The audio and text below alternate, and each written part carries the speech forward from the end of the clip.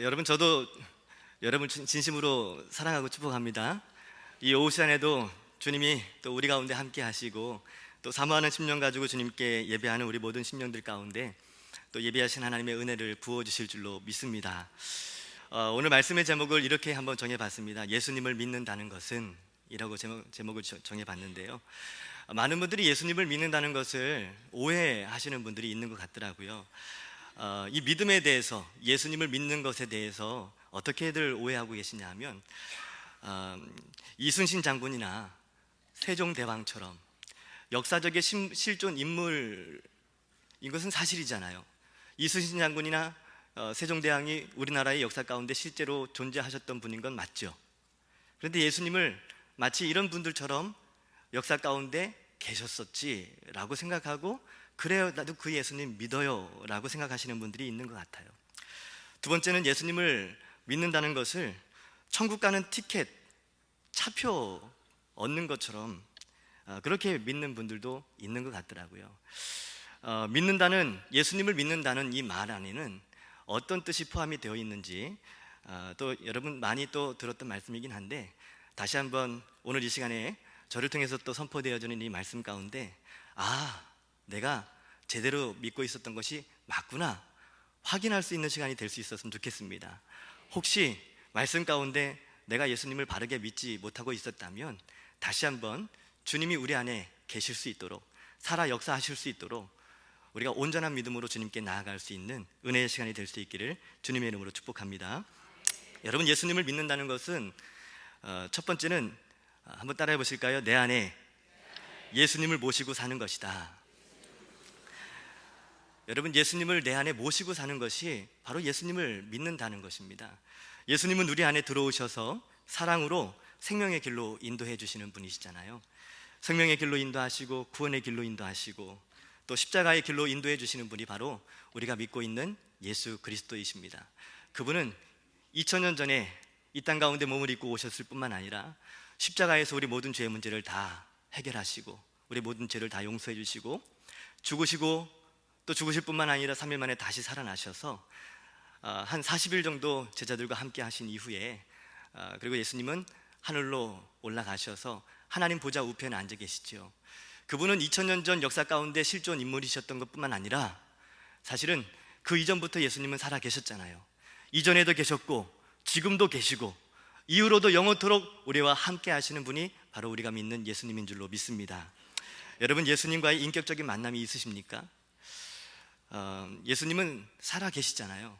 여러분 앞에 지금 유재홍 목사라는 사람이 서 있는 것처럼, 예수님은 제가 지금 살아있는 것처럼 우리 예수님도 살아 계시다는 거죠. 그래서 예수님은 누구든지 예수님을 만날 수 있다는 것입니다. 예수님을 인격적으로 만난 그 만남의 시간들이 반드시 있어야 되는 것이죠. 어떤 분들은 전도 집회를 통해서 예수님을 만나신 분들도 있을 것 같고요, 부흥회를 통해서 만나신 분들도 있을 것 같고, 우리 어린 시절에 주님을 만나신 분들 가운데서는 수련회를 통해서 만나신 분도 있을 것 같고요, 또 어떤 사람은 개인 전도를 통해서 예수님을 만나신 분도 있을 것 같고, 또 어떤 분들은 교회를 처음 나오셔서 새가족 교육을 받으시다가 예수님을 처음 만나신 분도 있을 것 같고요, 또 어떤 분들은 주일 낮 예배를 통해서, 오후 예배를 통해서, 또 수예배를 통해서, 어떤 분들은 또 신방 예배를 통해서, 속회 예배를 통해서 예수님을 만나는 그런 만남을 경험하신 분들도 있을 것 같습니다. 아무튼 우리가 예수님을 만날 때에는 복음을 듣고, 또 그 복음 되신 예수님을 우리 마음속에 나의 구주, 나의 하나님으로 이렇게 만나고 우리 마음속에 영접하는 시간들이 있어야 된다는 것이죠. 그래서 예수님을 마음속에 영접하고, 또 복음 앞에서 내가 하나님 앞에 심판받아 마땅한 존재이구나 라는 것을 깨닫고, 회개의 영이 임하고 회개가 터지고, 그리고 뜨겁게 눈물로 또 콧물을 흘려가면서 주님 앞에 그렇게 뜨겁게 기도했던 영적인 체험, 은혜의 체험들, 여러분 그런 은혜의 체험들이 다 있으시죠? 예, 다 있으십니까? 누군가의 도움을 얻어서 영접 기도를 또 고백하신 분들도 있을 것 같아요. 예수님을 마음속에 영접하는 것 참 중요합니다. 우리가 복음을 알기 이전에는 내가 원하는 대로, 내가 하고 싶은 대로, 에베소서 2장 2절 말씀에 보면 이 세상 풍속을 따르고 유행 따라 산다는 말이잖아요. 남들 다 사는 것처럼 이 세상 풍속을 따르고 공중의 권세 잡은 자를 따랐으니 눈에 보이지 않지만 마귀 따라 사는 삶을 살아왔다라는 것입니다. 그런데 이런 삶이 멸망의 길을 걷는 삶이었고 그리고 지옥으로 심판의 길로 가는 걸음이었다라는 거죠. 본질상 진노의 잔여짓을 하면서 심판받아 마땅한 행동들을 하며 살았던 그런 모습들이 바로 죄인된 우리들의 모습이었다라는 것입니다. 그러던 우리가 복음을 듣게 되고 예수님을 마음속에 영접하게 되면, 우리 오전에도 우리 담임 목사님을 통해서 우리가 들었던 말씀이 바로 예수님을 영접하게 되면 우리가 하나님의 자녀가 되는 권세를 얻게 되고요, 구원과 생명을 얻게 됩니다. 죄사함의 축복을 얻게 되잖아요. 여러분, 그런데 예수님을 진짜 만나게 되면, 예수님을 마음속에 영접하여 예수님이 내 마음속에 들어오시고 예수님을 내 마음속에 모시고 살게 되면 여러분, 아주 놀라운 일이 생기게 된다는 사실을 아십니까? 사람이 달라지게 됩니다. 놀라운 변화가 일어나는 것이죠. 기적 같은 일들이 벌어집니다. 그런데 예수님을 영접하고도 삶이 변화되지 않고 기적 같은 일이 벌어지지 않는 이유는 내 안에 계신 주님을 바라보는 믿음의 눈이 띄어지지 않았기 때문에 그렇죠. 그래서 오늘은 예수님이 정말 내 안에 계시는가라는 것들을 함께 좀 살펴보려고 하는데요, 오늘 말씀에도 보시면요, 너희는 믿음 안에 있는가? 너희 자신을 시험하고 너희 자신을 확증하라. 예수 그리스도께서 너희 안에 거하시는 것을 너희가 스스로 알지 못하느냐? 알지 못하면 어떤 사람이라고요? 버림받은 자들이라는 거예요. 구원받지 못한 사람들이라는 거예요. 여러분, 정말 우리 마음속에, 내 마음속에 예수님이 계시는가? 오늘 말씀을 통해서 다시 한번 확인할 수 있는 시간이 될 수 있었으면 좋겠습니다. 여러분, 예수님을 우리 마음속에 모시고 산다는 것이 쉬운 일일까요? 어려운 일일까요? 쉽습니까? 어렵습니까? 질문이 그렇게 어렵진 않잖아요, 그렇죠? 제가 다시 한번 질문할까요? 예수님을 모시고 산다는 것이 어렵습니까? 아니면 어렵습니까? 사실은 예수님을 마음속에 모시고 산다는 것은 쉽지 않은 것 같아요. 주님을 정말 사랑한다면 그것이 행복이고 기쁨이고 영광이고 축복인데, 우리의 마음이 워낙 부패하고, 예레미야 17장 9절에 있는 말씀처럼 만물보다 심히 부패하고 거짓된 것이 우리들의 마음이기 때문에 사실은 주님, 조금 이 순간만큼은 하면서 좀 편하게 살고 싶고 홀로 있고 싶고 그런 마음들이 들 때가 있다는 거죠.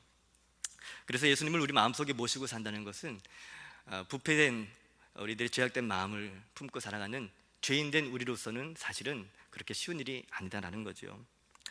여러분, 목사님들이 신방하시는 거 여러분 좋으십니까? 예, 제가 이런 반응들이 나올 거를 예상을 했어요. 예. 물론 이제 어떤 분들은 이제 대부분 많은 분들이 이제 신방을 가게 되면 굉장히 반겨주시고 또 좋아하십니다. 우리 목사님, 또 우리 교구 목사님 오셨어요 하면서 이렇게 반겨주시는데, 또 몇 분들은 또 그렇지 않은 분들도 있으시더라고요. 그런데 여러분, 부목사님들이 신방 가는 것, 그것도 좋으신데 담임 목사님이 함께 가시면 여러분 어떠십니까? 어떠셔요, 여러분? 담임 목사님이 신방 가시면 어떠세요? 예. 그렇죠. 예. 담임 목사님이 신방 가시면 그렇게 좋아들 하시더라고요. 저와 함께 우리 신방 전도사님이 가는 것보다 담임 목사님이 동석하여서 담임 목사님이 이렇게 신방 가시면 굉장히들 좋아하셔요. 여러분, 그러면 우리 담임 목사님이 신방 가시는 거 말고, 그러면 담임 목사님이 여러분 집에서 함께 사신다고 한번 생각해 보십시오. 여러분, 어떠실 것 같아요, 마음이? 굉장히 기쁘시죠? 예, 죄송합니다. 그냥 개그 말로 한번, 뭐야? 이 반응이 그러시죠. 예. 담임 목사님이 여러분 집에서 만약에 함께 사신다고 한번 생각해 보시면, 처음에는 좋게 생각하다가도 점점점, 예, 그렇죠, 여러분. 예, 부담이 되는 건 사실입니다. 담임 목사님을 이제 집에 모시고 이렇게 살다 보면 여러분, 상황이 완전히 달라지지 않겠습니까? 우리가 살아가던 삶의 모습들이 완전히 달라지지 않겠어요? 그렇게 부부싸움 하면서 살던, 부부싸움 할 수 있겠습니까? 없겠습니까? 승질 마음대로 부리고 짜증 마음대로 부리고 대충 그냥 살던 삶을 담임 목사님을 집에다 모시고 사신다면 여러분, 우리의 삶이 완전히 바뀔 수밖에 없는 거죠. 목사님이 그래도 아이고 집사님 저 때문에 너무 힘드시죠? 이렇게 좀 말씀을 하시면 그래도 목사님 앞에서는 이렇게 얘기하실 것 같아요. 아이고 무슨 섭섭한 말씀을 하세요. 그래도 목사님이 우리 집에 사시니까 얼마나 좋은지요. 저는 매일 신방 받고 우리 교인 중에서 제가 제일 축복받았어요. 이렇게 대답들 하실 거죠? 겉으로는 이렇게 대답할지 모른다 할지라도 속으로는 아마 이렇게 얘기하실 것 같아요. 아이고 목사님, 아이고 좀 아시면, 그걸 좀 아시면 우리 집 말고 좀 장로님 댁에 가시지 왜 우리 집에만 계속 사시는지, 이렇게 대답하실 마음들이시잖아요, 그죠? 겉으로는 이렇게 말한다 할지라도 속마음은 아마 내심 가상입니다. 가상. 예. 너무 부담스러워하지 마세요. 이렇게 가상이니까요. 예. 목사님을 모시고 산다는 것은 겉으로만 표현하면 괜찮은 거죠. 근데 여러분, 예수님을 마음속에 모시고 산다는 것이 무슨 의미인지 아십니까? 예수님을 우리 마음속에 모시고 산다는 것은 정말 놀라운 일입니다. 엄청난 사건이죠. 진짜 그 일이 내게 이루어졌다면 놀라운 일이 일어나지 않을 수가 없는 거예요. 더 이상 짜증도 부릴 수 없는 거고요, 더 이상 화도 낼 수 없고요, 심지어는 나쁜 생각조차도 품고 살 수가 없는 거예요. 우리가 예수님을 영접하고 내 안에 오신 것을 정말 믿는다면 그렇게 살 수밖에 없는 것이죠. 그런데 왜 그렇게 살지 못할까요? 우리 안에 들어와 계신 예수님을 바라볼 수 있는 믿음의 눈이 띄어지지 않았기 때문에 그렇습니다. 자, 여러분, 예수님이 내 안에 계시는지 한번 확인할 수 있는 점검의 시간을 좀 가져보겠는데요, 부담 갖지 마시고 제가 질문하는 거 한번 또 대답해 보세요. 예수님이 내 안에 계시기 때문에 여러분 이제 부부싸움 못 하시죠? 부부싸움 못 하시잖아요, 그렇죠? 저는 목회를 하면서 많이 속기도 하는데 그렇게 행복한 가정처럼 이렇게 보이시는데 알고 보니까 부부싸움을 그렇게 하신다는 거예요. 여러분, 저희 가정은 부부싸움을 할까요, 안 할까요? 할 것 같습니까, 안 할 것 같습니까? 한 번은요, 저희 아내하고 같이 얘기를 진지하게 이렇게 서로 이렇게 주거니 받거니 하면서 얘기를 했어요. 그랬더니 저희 딸 시은이가 엄마 아빠 왜 싸워요? 이렇게 묻더라고요. 저희는 얘기했어요, 얘기. 뭐 집어 던지거나 그렇지 않았습니다. 승질을 부린다든지 그러지 않았어요. 저희 아내가 증인인데 그냥 심각하게 얘기를 했을 뿐이에요. 서로 의견은 다를 수 있잖아요. 그리고 얘기를 해야 또 조율이 되고 또 풀리니까 전혀 싸운 것이 아니었어요. 우리 딸이 저희 부부가 싸움을 안 하니까 부부 싸움이 뭔지를 몰라요.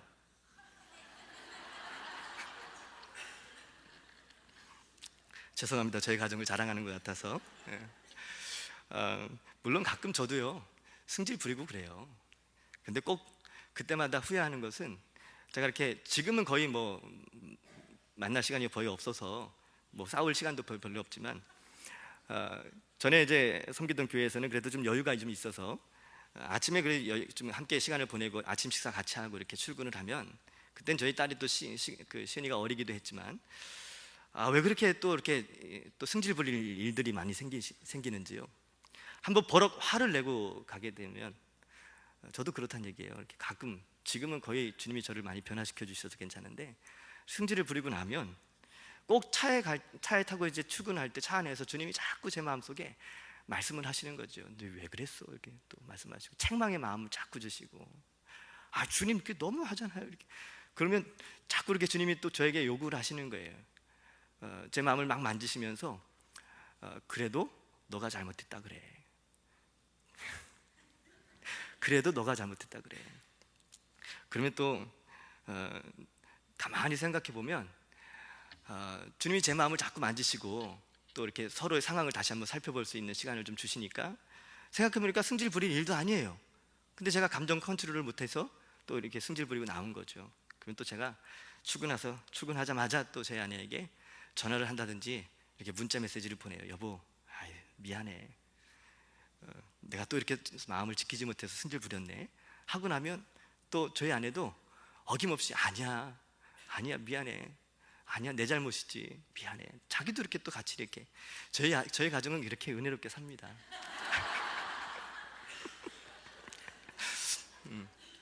여러분도 다 그러시잖아요, 그렇죠? 아니신가요? 아니신 분들이 몇 분 계시는 것 같아요.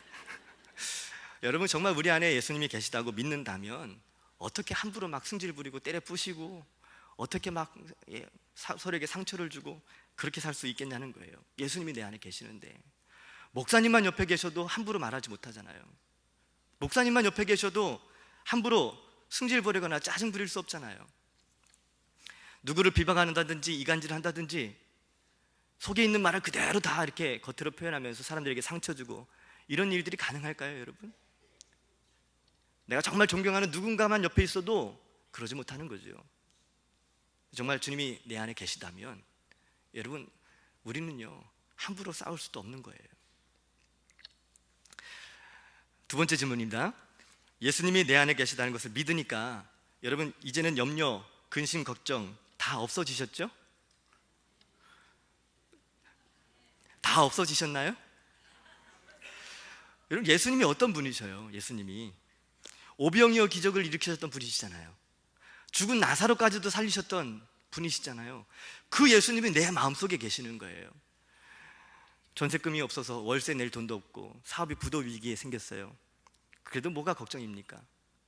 주님이 내 안에 계시는데, 주님이 우리를 이끌어 가실 텐데 뭐가 염려가 되고 뭐가 걱정이 되냐는 거예요. 암병이 걸려도 뭐가 걱정입니까? 주님이 내 안에 계시는데, 주님이 내 안에 계시는데 예수님만 함께 하시면 되는 거죠. 예수님만 함께 하시면 충분한 거죠. 주님이 내 사정을 더 잘 아시니까요. 세 번째요, 예수님을 마음속에 모시고 사니까 여러분 은밀한 죄가 다 사라지셨나요? 분위기가 점점 심각해지고 있습니다. 여러분 은밀한 죄가 무엇입니까? 사람들이 아무도 보지 않는다고 여겨질 때 그때 짓는 죄가 바로 은밀한 죄잖아요. 그러니까 여러분 이해하기 쉽게 그냥 한번 이야기해 볼게요. 야한 사진이나 야한 동영상 뭐 이런 걸 볼 때 사람들이 어떻게 반응합니까? 일단 원치 않는 사진이 갑자기 컴퓨터에서 떴을 때 뭐야 하고 이렇게 덮잖아요. 일단 지금은 이제 거의 이제 차단을 시켜서 다 이렇게 나오진 않는데, 예전에 제가 섬기던 교회에서 사무실에 컴퓨터를 이렇게 다 같이 쓰는 컴퓨터인데요. 스팸 메일을 이렇게 잘못 눌러서 이렇게 했나 봐요. 그랬더니 자매였는데 한 자매가 컴퓨터를 이렇게 만지다가 교회 사무실 컴퓨터에서 갑자기 이상한 사진들이 막 이렇게 막 뜨는 거예요. 그 자매가 얼굴이 빨개지면서 어떻게 하는 거예요. 얼굴이 빨개지면서. 그래서 제가 가서 이렇게 XXXXX 눌러가면서 다 누르고 컴퓨터를 껐다 켰죠. 만약에 여러분 그런 모습들이 있을 때 아무도 보지 않는다고 생각하면 사람들이 어떻게 반응할까요? 뭐야 하다가 주변을 이렇게 살펴보고 아무도 없다라고 생각이 되어지면 한번 보고 끌까? 그리고 보잖아요. 사람들이 보지 않는다고 생각하니까 은밀한 죄를 짓는 거죠. 그런데 여러분 예수님이 우리 안에 계세요. 우리 안에 계시다는 거예요. 사람들이 보지 않아도 누가 보고 계시는 거예요? 예수님이 우리 안에 계시잖아요. 우리가 보는 것 주님 다 보고 계시고요. 우리가 말하는 것 주님도 다 알고 계시는데 야한 사진 이런 거 볼 때 그럼 예수님과 함께 보시는 거예요? 예수님을 물로 보시는 건 아니시죠? 예. 여러분 이토록 우리가요 정말 예수님이 내 안에 계시는 것을 믿는가라는 것을 확인해 보면 예수님은 분명 우리 안에 계심에도 불구하고 우리가 그것을 예수님이 내 안에 계시다는 사실을 믿지 못해서 내 안에 계신 예수님을 바라볼 수 있는 믿음의 눈이 닫혀 있어서 예수님의 마음을 아프게 하고 또 근심케 만드는 일들이 얼마나 많이 있는지 모릅니다. 정말 예수님이 우리의 마음속에 들어와 계신다면 또 그것을 정말 믿는다면 우리의 삶은요 우리 삶 전체가 다 바뀔 수밖에 없는 것이죠. 혼자 살다가 결혼하게 되면 어떻게 됩니까? 혼자 살던 사람이 결혼을 하게 되면 삶이 바뀌는 거예요. 혼자는 편하게 살았죠. 근데 서로를 이제 배려하면서 살아야 됩니다. 그래서 부부싸움, 그 신혼부부가 사랑으로 그렇게 결혼했음에도 불구하고 부부싸움을 하는 이유가 뭐죠? 불편하니까, 쉽지 않으니까. 치약을 위에서부터 짜냐 아래부터 짜냐 뭐 이거부터 시작해서 부부싸움을 하는 이유가 불편해서 그런 거예요. 내 마음에 맞지 않으니까 그런 거거든요. 부부가 혼자 살다가 결혼만 해도 삶이 완전히 바뀔 수밖에 없는 거죠. 부부가 둘이 살다가 애라도 하나 생겨보세요. 그러면 둘만 살던 삶이 또 다시 바뀌는 거죠. 우리가 애 키우면서 살다가 부모님이라도 또 모시고 살아보세요. 이전처럼 똑같이 그렇게 살 수 있겠습니까? 그렇게 살 수가 없는 거죠. 예수님을 정말 우리 마음속에 모시고 산다는 것은요, 삶이 바뀔 수밖에 없는 거예요. 정말 주님을 우리가 정말 믿는다면 말이죠. 예수님은 우리에게 생명을 주신 분이십니다. 아멘이시죠? 영생을 주신 분이세요. 그런데 이 영생은요, 죽음을 거친 사람들에게만 이루어진다는 사실을 아십니까? 다시 말하면 거듭난 사람들에게만 허락되는 주님의 선물이라는 거죠. 우리가 예수님을 믿고 내가 죽었다는 사실을 정말 받아들이는 사람들에게 예수님의 이런 생명의 역사가 비로소 나타나게 된다라는 것입니다. 예수님이 역사하지 못하시는 까닭은 내가 죽지 않았기 때문에 그렇죠. 오후 시간이라서 졸릴까봐 저는 또 여러 가지 질문을 준비했습니다. 또 긴장들 하시고 한번 대답을 해보시죠. 부부 되시는 분들만 좀 답을 해보셨으면 좋겠어요. 부부들에게 부인들에게, 아내 되시는 분들에게 먼저 질문합니다. 남편이 예수님을 믿으십니까? 아멘 하시는 분들 한번 잘 생각해 보세요. 남편을 보실 때마다 예수님이 보이십니까? 할렐루야. 성경 이독하시는 가정은 아멘이시죠. 남편을 볼 때마다 예수님을 보는 것 같은 그런 모습이 있으셔야 되지 않겠습니까?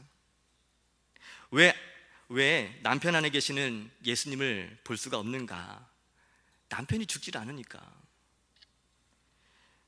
아내가 남편 안에 예수님이 계시는데도 불구하고 남편이 죽질 않으니까 남편 안에 계신 예수님을 전혀 볼 수가 없는 것이죠. 나 자신이 죽지 않고 나 자신이 죽고 안 죽고 하는 것이 이렇게 큰 영향력을 다른 사람들에게 미칠 수 있다는 거죠. 그러면 우리 남편들에게 한번 물어볼게요. 남편 되신 분들, 남자분들, 아내 되시는 분이 예수님을 믿으십니까?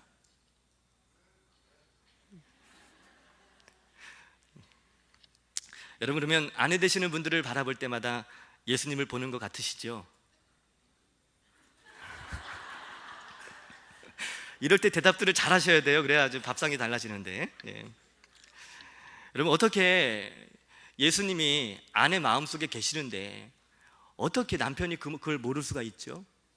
어떻게 모를 수가 있냐는 거예요. 예수님이 정말 그 마음속에 계시다면 어떻게 모를 수가 있냐는 거예요.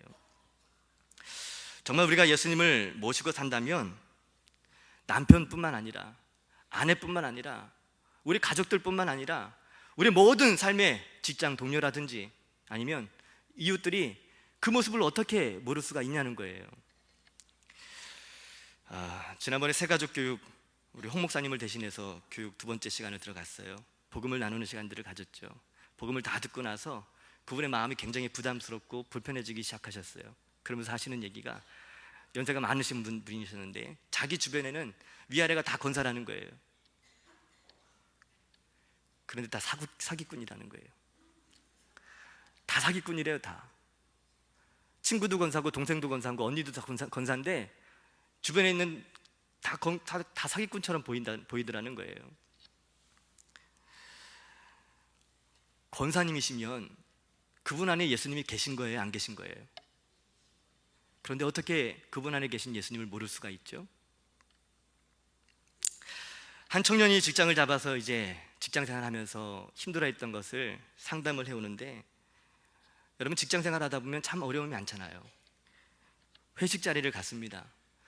자기는 예수님 믿는 것 때문에 술 마시는 것이 부담스럽고 마시기 싫은데 왜 그토록 직장 상사들이 억지로 술을 건면하는지, 직장 상사가 술잔을 건네면서 술을 좀 마셔야 된다고, 마실 줄 알아야 된다고, 그래야 사회생활을 할 수 있다고 술을 막 건네는 거예요. 그런데 이 친구가 믿음을 지키기 위해서 예의 바르게, 정말 죄송합니다, 정말 죄송합니다, 저는 예수님을 믿고 교회를 다니는 사람이라서 술을 안 마셔요. 그 직장 상사가 뭐라 하시는지 아십니까? 괜찮아, 나도 집사야, 집사.